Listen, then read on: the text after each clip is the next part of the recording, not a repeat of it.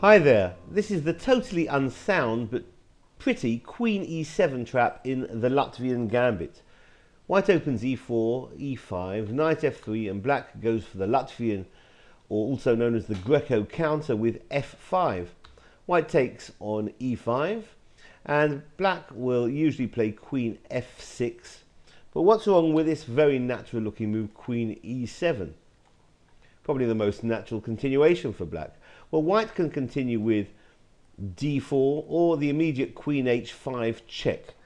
After queen h5 check, black's going to interpose with g6, allowing white the simple tactic knight takes on g6, because if h takes on g6, queen takes rook on h8. But black can get in this move, queen takes on e4 check. White's actually pretty much winning here if he goes for bishop e2. But that doesn't look too natural. Well, it drops the g-pawn amongst other things, and black would, or white would probably be inclined to play king d1, as it threatens getting the bishop out, and then rook e1, picking up the queen. So king d1 is actually a mistake, but a logical mistake. Well, black's going to continue with knight f6, which hits the queen. And if the queen drops back to h3, then knight g4 is going to be pretty much winning for black. So queen h4 is the natural response by white, but it allows black to play knight g4. White can be getting an equal position with a move like f3 here. After f3, we've got an interesting continuation, because black can try h takes on g6. The queen can't really take the rook on h8 because knight to f2 is mate. But white can try queen takes on g4, because if f takes on g4, then f takes on e4. Black will continue maybe queen takes on c2, at least exposing the white king after king takes on c2, then picking up the queen with f takes on g4, and black's probably at least equal in this position.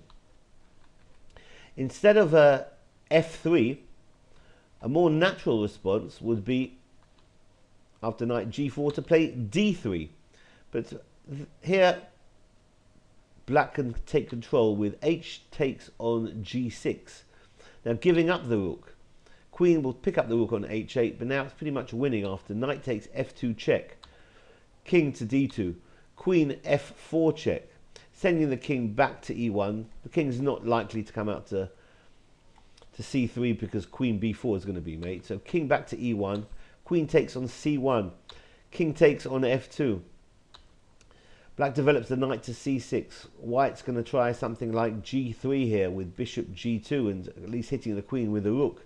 But after g3, black can try f4, controlling the e3 square for the queen. After bishop g2, queen takes on c2 check. Sends the king to f3, and now queen takes on d3.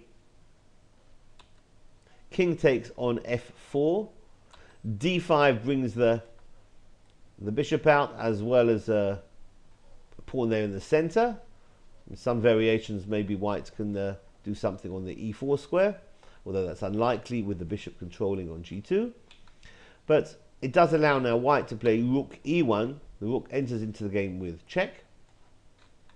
After king f7 and queen h7, bishop g7 check.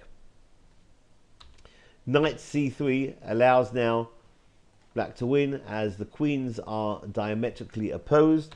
g5 is check, because if now king takes on g5, black picks up the white queen with queen takes on h7.